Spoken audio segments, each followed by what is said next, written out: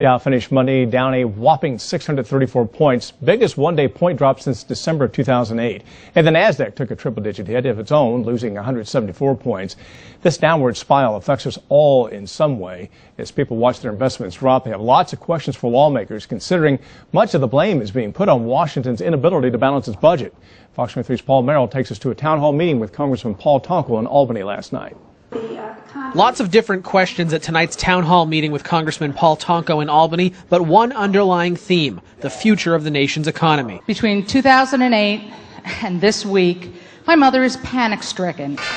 The Dow dropped more than 600 points today following Friday evening's news that the S&P was downgrading America's credit rating. President Obama tried in vain to ease investors' fears today. And we didn't need a rating agency to tell us that the gridlock in Washington over the last several months has not been constructive, to say the least. Gridlock in Washington brought the country to within a few hours of not being able to pay its bills last week. You pay a price when you say you're not going to pay your bills. While Senator Chuck Schumer voted for the bill that raised the nation's debt ceiling last week, his fellow Democrat, Congressman Tonko, voted against it. It is a tender balance that we have to strike, but you could not accept some of this activity that they were advancing because it's job killing. Tonko says the economic recovery begins and ends with a solid jobs agenda. Especially at a time when China and India and Germany and Japan are bulking up for a global race on clean energy and innovation. We can ill afford to go backward because whoever wins this global race on